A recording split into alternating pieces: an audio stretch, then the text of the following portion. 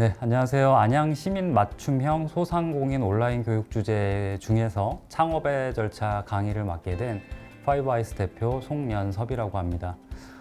먼저 강의를 시작하기에 앞서서 간략하게 제 소개를 좀 먼저 드리면요. 저도 여러분과 같이 그 창업이라는 어떤 기대와 꿈을 갖고서 한 3번 정도 또 창업을 했었고, 그 중에 또 몇 번의 사업들은 또 실패를 한 그런 경험들을 갖고 있는 여러분들과 이제 같은 고민을 하고 있는 사람 중에 한 사람이라고 생각을 해주시면 될 것 같고요. 그래서 오늘 창업의 절차라는 주제로 한 6강 정도 강의를 저희가 진행을 해볼 텐데, 해당 강의들을 통해서 여러분들께서 많은 좀 영감을 얻으셨으면 하고요. 저도 그 과정에서 제가 뭐 성공했던 사례는 말씀드릴 수는 없겠지만, 제가 어떤 부분에서 실수를 해서 실패를 했는지 이제 그런 경험들을 좀 많이 공유 드리려고 합니다.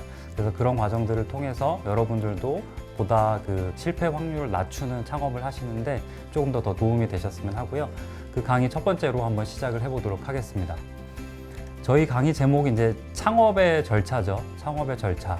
창업이라는 말이 굉장히 어떻게 보면 좀 심장이 뛰기도 하고, 그 다음에 기대도 되고, 또 한편으로는 또 걱정도 되고 그런 키워드일 텐데요. 그 창업의 절차라고 하면 말 그대로 절차라는 것들은 무엇을 의미하죠? 어떤 흐름과 순서를 의미하잖아요. 근데 저희가 창업을 할 때 이런 흐름과 순서들을 무시하고 창업을 하게 되면 반드시 실수를 하시게 됩니다. 그래서 이 강의를 통해서 나는 창업을 하기 위해서 어떤 과정들을 준비를 해야 되지, 또 생각의 흐름들을 어떻게 가져가야 되지, 이제 그런 부분들을 하나하나 우리가 챕터별로 짚고 넘어간다라고 생각을 해주시면요, 강의가 훨씬 더 쉽고 또 재밌게 느껴질 수 있을 것 같습니다. 네, 첫 번째 강의를 통해서 여러분들과 공유하고 싶은 내용은요, 이 첫 번째는 이제 안양시 창업 환경과 트렌드 변화에 대해서 이해할 수 있으셨으면 하고요. 두 번째는 안양시 창업 지원 시설과 제도에 대해서 이 강의를 통해서 이해를 하셨으면 좋겠습니다. 그래서 이것들을 저희가 목표를 달성하기 위해서 안양시에 대한 이해와 창업 환경에 대한 개요에 대한 내용들을 좀 다뤄볼 거고요. 두 번째로는 저희가 창업을 하려고 하는 이 안양시 환경이 있죠. 주요 생활권과 환경 그 상권별로 특징들을 좀 알아볼까 합니다. 그리고 이 강의를 통해서 또 드리고 싶은 말씀은 전반적인 안양시에 대한 트렌드를 이해하게 되실 거고요. 그 다음에 그 트렌드를 이해한다라는 거는 우리 안양시의 역사가 어떻게 되어 있는지, 특징은 무엇인지, 그 다음에 인구나 경제나 교통이나 도시계획들은 어떻게 진행되고 있는지, 그리고 주요 생활권별로 특징이나 이런 것들은 어떻게 나타나고 있는지, 이제 그런 부분들을 이 강의를 통해서 살펴보게 될 텐데요. 근데 왜 창업을 하려고 하는데 왜 굳이 내가 이런 내용들을 알아야 되지? 뭐 안양시의 역사, 뭐 교통, 경제 이런 것까지 내가 알아야 되나? 이제 이런 의구심을 갖고 계신 분들이 분명히 계실 거예요. 근데 제가 생각하기에 어떤 창업이라는 것은요, 그 트렌드를 따라가고 그 트렌드를 이해함으로 저는 시작된다고 생각을 하거든요. 그래서 잘된 비즈니스나 잘된 사업들은요, 그 어떤 시대에 대한 변화들을 잘 부응해서 이끌어가고, 그 다음에 그 파도에 대해서 우리가 잘 편승해서 따라가는 것들, 그런 것들이 결국에는 사업을 잘하기 위한 첫 번째 단초가 되기 때문에, 일단은 내가 사업을 하려고 하는 이 안양시에 대한 트렌드를 먼저 이해하시는 것이 저는 반드시 좀 필요하다고 생각이 들고요. 그래서 첫 번째, 저희가 시작하기에 앞서서 창업 전에 이 트렌드를 이해해야 되는 저는 중요한 이유 한 4가지 정도를 좀 정리해서 말씀드릴까 해요. 첫 번째는 이 시장에 대한 수요와 기회를 파악하기 위함입니다. 이 시장에 대한 수요와 기회를 파악한다는 건 어떤 거냐면, 결국에는 내가 안양시 안에서 사업을 할 텐데 어느 영역에서 과연 수요가 있지, 아니면 어떤 영역에서 내가 지금 사업을 해야 기회를 만들어낼 수 있지, 그런 것들을 전반적인 트렌드를 알아야 되기 때문에, 알아야만 그 사업에 대한 실패 확률을 낮출 수 있기 때문에 그런 것들을 파악하기 위해서 굉장히 트렌드를 이해하는 게 중요하고요. 그래서 현재 창업하려고 하는 아이템이 뭐 현재 또는 미래의 수요에 부합하는지, 이제 그런 것들을 판단할 수 있는 객관적인 기준이 될 수 있고요. 그 다음에 트렌드를 알면은 어떤 새로운 시장이나 기회나 틈새에 대한 발견 등이 가능하죠. 이게 지금 내가 창업하려고 하는 아이템들이 정말로 이제 한참 기회가 있고 앞으로 유망한 그런 사업 아이템인지, 혹은 이 사업은 우리가 지금 창업했을 경우에는 굉장히 위험 요소가 있는 그런 사업분인지, 이제 그런 것들을 파악할 수 있다는 장점이 있고요. 두 번째는 경쟁사보다 먼저 움직이기 위한 그 어떤 퍼스트 무버 효과라고 하죠. 그래서 뭐 예를 들면 내가 안양시에서 어떤 창업을 하려고 하는데 요즘에 어떤 아이템들이 되게 유행이야. 근데 유행인데 그 다른 시에서는 유행을 하고 있지만 우리 시에서는 유행하지 않고 있어. 그렇게 한다면 내가 그런 유용한 아이템들을 우리 시에서 먼저 창업을 하게 된다면 당연히 이 어떤 선점 효과를 누릴 수가 있겠죠. 그렇기 때문에 이 어떤 변화의 트렌드를 감지해서 선점 효과를 누릴 경우에는 훨씬 더 많은 그 초기에 집중과 어떤 사업의 기회를 발견할 수 있겠죠. 그 다음에 두 번째로 이 트렌드를 알고 나면요. 결국에는 방금도 말씀드렸지만 새로운 시장에 대한 기회나 혹은 틈새 시장, 뭐 니치 마켓이라고 하죠. 이런 틈새 시장에 대한 기회 발견들이 가능하기 때문에 트렌드를 꼭 우리가 알고 가야 된다. 그리고 세 번째는 저는 이게 가장 중요하다고 생각을 하는데요. 실패 확률을 낮추기 위함이에요. 사실 사업은 성공을 하기 위함이 아니라 그 낮은 경우의 수와 확률을 우리가 뚫고 지나가야만 성공의 기회를 얻어낼 수 있는 거잖아요. 그렇기 때문에 저는 성공을 하는 사업에 대한 방정식은 없다라고 생각하지만 실패하는 사업에 대한 방정식은 저는 있다라고 생각하거든요. 그렇기 때문에 이런 트렌드를 파악하는 이유 중에 하나는 실패 확률을 낮추기 위함이다. 그래서 과거에 대한 실패 사례나 어떤 사라진 트렌드 같은 것들을 분석함으로 인해서 같은 실수를 반복하지 않게 도와주는 그런 장점들이 있고요. 그 다음에 또 시대에 뒤처진 아이템이나 전략은 이미 시작할 때부터 한계성이 존재하죠. 뭐 제가 어떤 아이템이라고 말씀을 드릴 수는 없겠지만 여러분들께서도 생활을 하시다 보면 저거 되게 불과 한 몇 달 전까지만 해도 굉장히 핫한 아이템이었는데 갑자기 어느 순간 보니까 점포가 사라지고 없어지고 이제 그런 경험들을 많이 하셨을 거고 또 그게 세상의 유행이다라고 하면은 우후죽순으로 막 생겨나죠. 한 100m 거리 안에 막 비슷한 사업을 하는 사업자들이 막 10개, 20개 이렇게 생겨나죠. 그러면 그런 아이템을 내가 지금 유행이라고 들어가서 창업을 하게 됐을 경우에는 반드시 실패할 수밖에 없기 때문에 이제 그런 차원에서도 트렌드 파악은 중요하다. 그리고 마지막으로 네 번째, 고객 인사이트를 얻기 위함인데요. 고객 인사이트를 얻는다.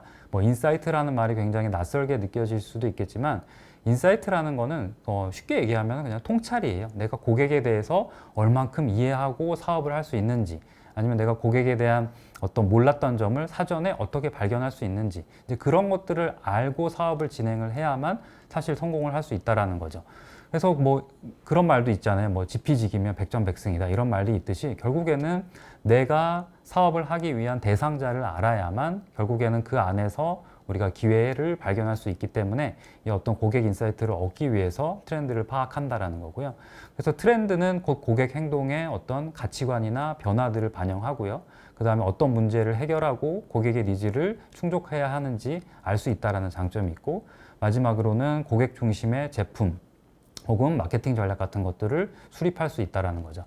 그래서 크게 네 가지를 여러분들께서 좀 염두하시고 왜 이 트렌드를 알아야 되는지를 생각하면서 이 강의를 들어보시면 그 과정에서 이런 부분들은 내가 생각해야 될 주제구나 라는 것들이 떠오르시게 될 겁니다. 그러면 안양시에 대한 트렌드를 이해하기 위해서 이제 한번 전반적으로 우리가 어떤 부분들을 이해하고 있어야 되는지 한번 좀 살펴보도록 할게요. 아마 이 중에는 안양시에서 오래 거주하고 계신 분들도 있고 아니면은 뭐 도시개발로 인해서 이쪽으로 이사를 오셔서 창업을 생각하시는 분들도 계실 텐데 그럼에도 불구하고 또 이 안양시가 어떻게 역사가 이루어졌는지 또 모르는 분들도 분명히 계실 거예요. 그러면 한번 그 트렌드를 하나하나씩 좀 짚어볼게요. 그래서 저희 안양시는 이제 1960년에서 70년대에는 이제 산업화와 도시화가 시작되겠죠. 그래서 그때 이제 국가산업단지 조성이 시작되게 되었고, 그다음에 금속이나 기계, 전자를 중심으로 한 공장 중심의 산업도시로 발전을 하게 되었습니다. 그리고 수원에서 서울을 잇는 1호선 전철이 1974년에 개통함으로써 도시 발전에 결정적인 역할을 하게 되겠죠.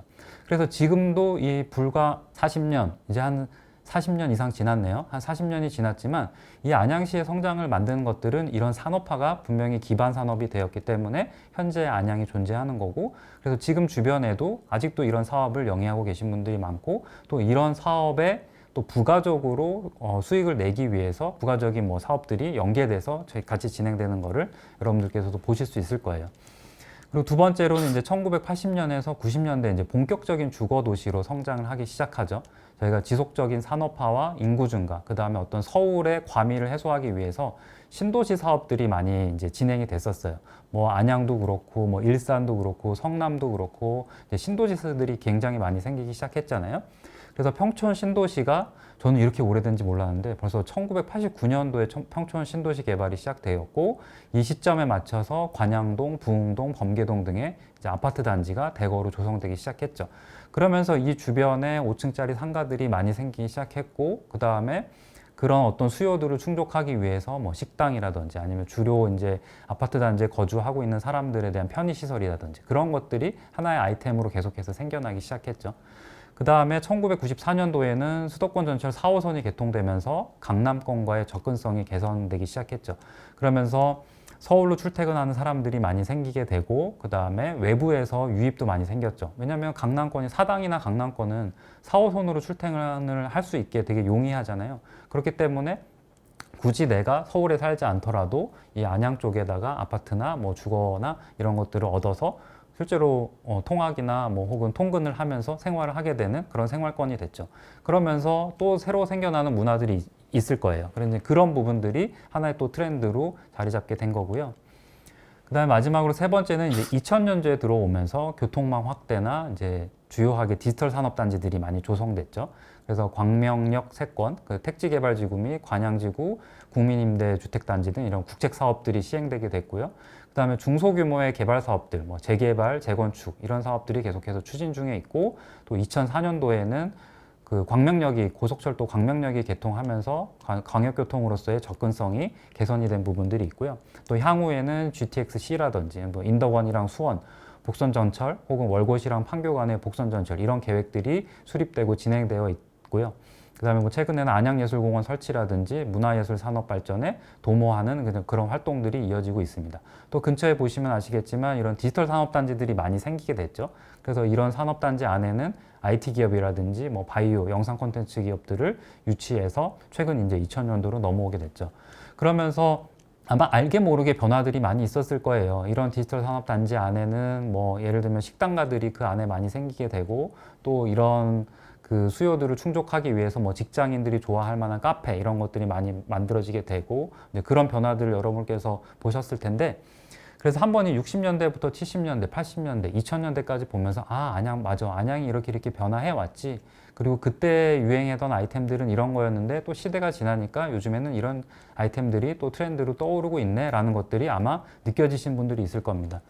근데 이제 향후에 저희가 이 트렌드를 파악하는 거는 어떻게 보면 또 미래를 준비하기 위함이잖아요. 그렇기 때문에 이런 것들을 기반으로 해서 그럼 앞으로 우리 안양시는 어떻게 트렌드가 변해갈지에 대해서 예측해 보는 것이 사업에 대한 어떤 실패 확률을 낮추기 위한 그 첫 번째 단초라고 생각을 해주시면 좋을 것 같습니다.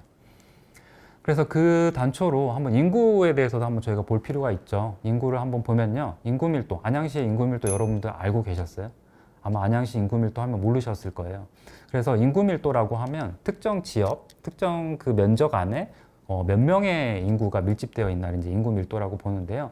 그래서 보통 300명 이상이 되는 동은 거의 대부분 이제 동왕구로 나타났고, 뭐 만왕구와 동왕구의 경우에는 인구 밀도가 한 2배 정도 이상으로 높게 나타났다라는 것들을 볼 수 있죠. 근데 이게 단순하게 사업을 잘 되려면은 뭐 인구 밀도가 높은 지역으로 가야만 사업이 잘 될까? 사실 그럴 수도 있고 아닐 수도 있습니다. 그럴 수 있는 이유는 당연히 사람이 많으니까 유동인구가 많으니까 그 안에서 뭐 우리 가게나 뭐 이런 점포들을 방문할 확률이 높아지는 것도 맞을 수 있는데요. 오히려 인구 밀도가 높은 지역은 반대로 경쟁이 치열하다는 얘기일 수도 있겠죠. 그래서 뭐 이 인구 밀도를 가지고만 모든 것들을 판단할 게 아니라 안양시의 인구 밀도는 이렇게 되어 있는데 그치 여기서 또 기회가 있는 지역이나 동들은 어디일까 이런 상상들을 해보시기 위해서 제가 이 인구에 대해서 말씀을 드리는 거니까요. 그런 차원에서 인구 밀도라는 것들을 이해해 주시면 좋을 것 같고요. 두 번째로 안양시에는 연령별 성별 인구가 어떻게 될까요? 사실 이것도 아마 뭐 우리가 찾아보지 않으면 그냥 모르고 넘어가는 부분일 수도 있는데 찾아보니 안양시의 인구는 한 55만 정도가 되고요. 그 다음에 그 중에서 남성의 비율이 한 49.44%, 여성이 한 50.56%, 거의 비슷하네요. 그래서 남성과 여성의 비율이 굉장히 반반으로 나타나는 그런 지역이다. 그리고 인구 이동 현황을 보면 2020년 안양시 내 순인구는 오히려 마이너스 17,000명이 됐네요. 그래서 전체적으로 전입보다 전출이 많은 것으로 나타났습니다. 그래서 전입 인구는 시도보다는 이제 시군구 내 전입이 많았고, 그 다음에 전출 또한 시군구 내에서 많은 것으로 나타났습니다. 그리고 또 매년 전입 대비 전출 인구가 더 많아서 안양시의 인구 유출이 꾸준히 증가되고 있다. 그리고 이런 것들은 정비 사업의 증가로 인해서 기인한 것이다 라고 판단할 수 있다라는 거죠. 그래서 이게 뭐 인구가 막 다 빠져나가고 있다, 안양시는 지금 위기다, 이런 얘기가 아니라 이런 상황들로 인해서 순간적으로 인구들이 또 전출되고 있다라는 거고, 또 이런 부분들을 또 안양시에서는 캐치를 해서 어떻게 하면 또 전입 인구를 많이 만들지에 대한 도시 계획들을 세워볼 수 있다라는 거죠. 그래서 제가 밑에 링크 보시면은 이 안양시 도시계획 자료라는 게 있어요. 이게 그 공공 자료고, 이 밑에 링크에서 들어가서 보시면 제가 말씀드렸던 내용들을 다 확인하실 수 있고, 사업을 하기 전에 안양에 대한 트렌드가 어떻게 변화하고 있구나, 그 다음에 안양시는 향후 뭐 20년, 30년 안에 어떤 계획들을 갖고 있구나라는 거를 보시면 훨씬 더 그 사업을 준비하시는데 좋은 인사이트를 얻을 수 있을 거라 생각이 듭니다. 그럼 두 번째는 이제 경제 측면에서 한번 살펴볼게요. 경제는 한번 제가 그냥 개괄적으로 읊고 넘어갈 텐데, 첫 번째로 이제 첨단 산업과 상업, 그 다음에 공공 서비스가 중심이 돼서 균형 잡힌 경제 구조를 갖고 있고요. 그 다음에 지역 내 총생산이라고 하죠. 그래서 GRDP라고 하는데 약 18조 원 정도 되는 도시입니다. 그래서 경기도가 31개의 군이 있는데 이 중에서 13위에 해당하는 수준으로 굉장히 높은 수준을 차지하고 있다는 걸 알 수 있고요. 이런 거에 근간이 되는 부분들은 이제 IT 산업, 그 다음에 교육 및 연구 산업, 그 다음에 상업 및 서비스업, 뭐 이런 것들이 산업들이 굉장히 발달해 있기 때문에 안양시에 대한 어떤 GRDP가 굉장히 높은 편이다라는 것들을 우리가 유추해낼 수 있다라는 거죠. 그리고 세 번째로 이제 도시계획에 해당하는 부분인데요. 도시계획은 한번 밑에 도시계획 자료를 보시면 안양시가 어떻게 향후의 도시계획을 갖고 있는지를 살펴보시면 그 기회나 혹은 창업에 대한 어떤 아이템 같은 것들을 좀 착안해 보실 수 있을 것 같은데, 첫 번째로는 이제 성장 동력 확보를 위한 자족 도시를 조성하겠다라는 게 안양시의 도시계획이고요. 그래서 뭐 박달 스마트밸리라든지 이제 이런 부분들을 저희가 안양시에서 적극적으로 좀 사업들을 진행을 함으로 인해서 이제 미래 발전을 이끌어갈 신성장 거점들을 조성하겠다라는 게 안양시 어떤 핵심 도시계획 중에 하나고요. 두 번째는 이제 기존에 안양시는 60, 70년대 공업단지로 시작한 도시라고 말씀드렸잖아요. 그래서 이런 공업지역을 재정비하는 사업들을 또 갖고 계세요. 그래서 안양이나 호계동이나 공업지역은 어떤 상생혁신 공간으로 조성하겠다라는 그런 사업계획도 갖고 계시고, 도시계획도 갖고 계시고, 그다음에 박달동이나 호계동, 관양동 이쪽 일원은 산업시설을 정비해서 또 이제 산업 기능을 재생을 하겠다라는 도시계획을 갖고 계십니다. 그리고 또 세 번째로는 이제 지역 맞춤형 역세권 활성화가 있는데요. 그래서 이 이야기는 안양역, 범계, 평촌역 일원을 어떤 도시명 역세권 활성화를 도모하겠다라는 것들, 그다음에 상권 활성화 사업을 통해서 또 이제 이런 도시 내의 어떤 그 중심 기능들을 강화해 나가겠다라는 것들을 도시계획으로 갖고 있습니다. 그래서 이런 부분들을 보시면 어느 지역에서 또 우리 사업에 좀 기회들이 있을지를 한번 좀 생각해 보실 수 있을 것 같은데요. 그다음에 이제 이어서 이제 앞에서 말씀드렸던 주요 생활권별로 어떤 특징들이 있는지를 조금 더 깊게 들어가서 한번 좀 살펴보도록 할게요. 그래서 안양시는 크게 하나, 둘, 셋, 네 가지 생활권으로 나눠져 있다라고 해요. 첫 번째는 석수 박달 생활권, 그다음에 두 번째는 안양 명확 생활권, 세 번째는 이제 비산 관양 생활권, 네 번째는 평촌 호계 생활권, 이렇게 나눠져 있는데요.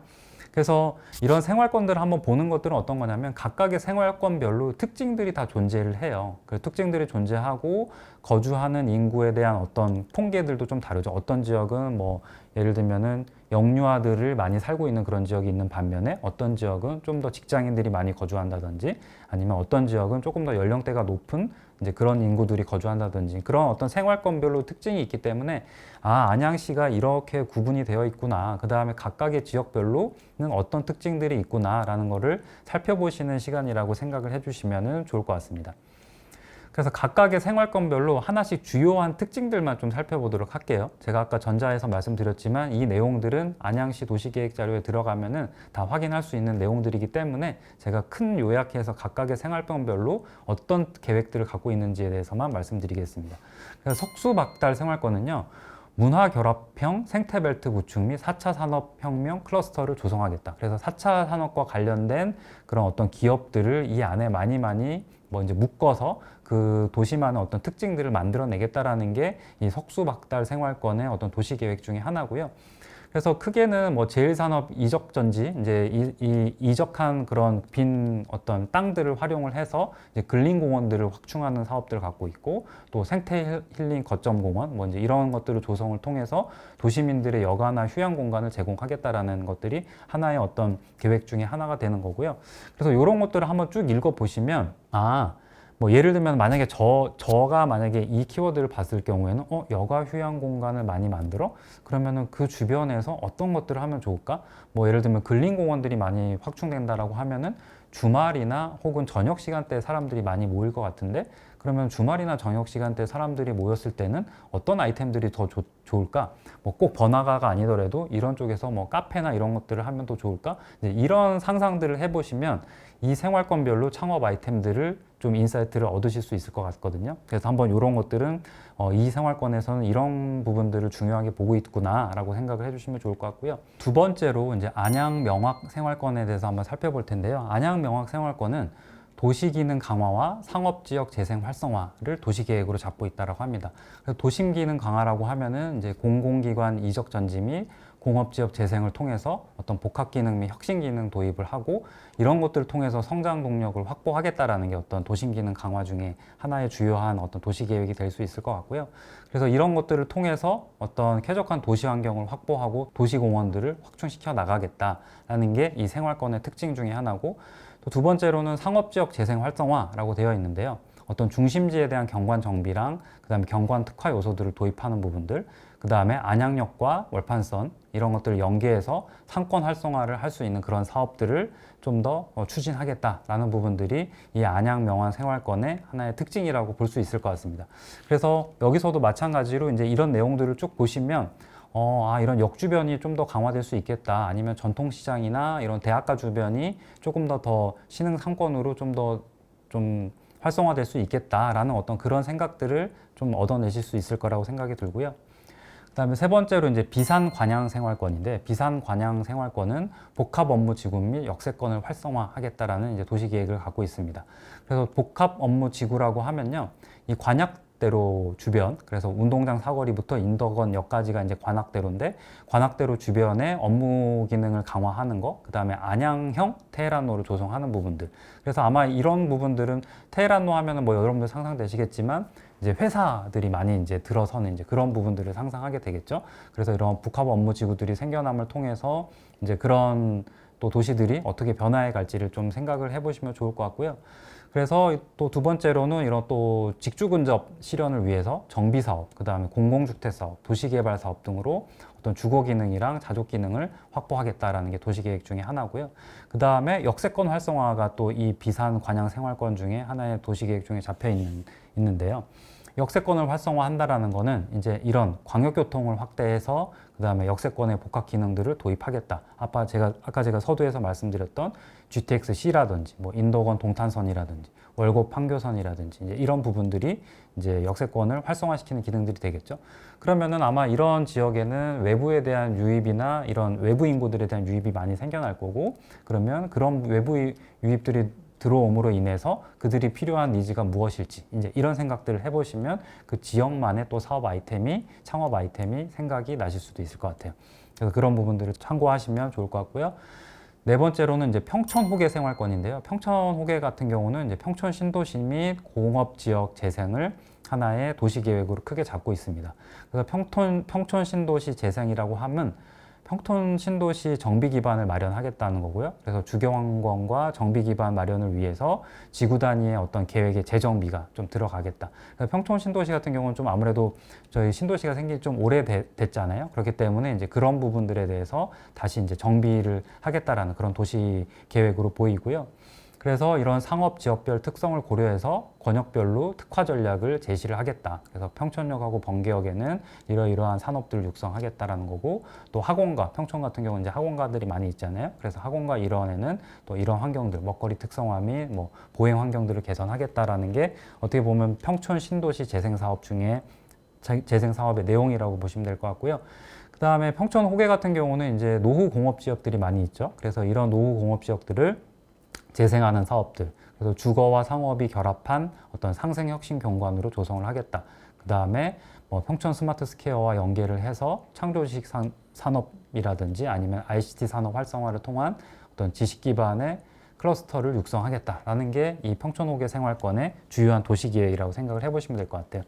그래서 이런 경우 같은 경우는 이제 뭐 학원과 주변도 변화가 생길 거고 그러면은 그 주변에서 우리가 또 어떤 사업을 해야 될지 혹은 이제 노후공업 지역이 어떻게 바뀔까 이런 것들을 보면서 그러면 새롭게 바뀐 그 지역에서는 어떤 사람들이 거주하게 되고 어떤 사업들이 좀 더 그 사람들의 어떤 일상에 좀 필요한 것일까 이제 이런 생각을 해보시면 아이템을 얻는데 도움이 되실 거라고 생각합니다.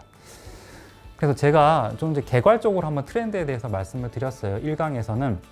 그래서 이 강을 통해서 여러분들이 좀 생각을 하셨으면 좋겠다라고 그 어떤 인사이트를 얻으셨으면 하면 좋겠다라고 생각하는 부분들은 이 전반적인 트렌드를 한번 읽어가면서 좀 더 거시적인 그 어떤 안목을 좀 키우셨으면 하는 부분들이 있어요.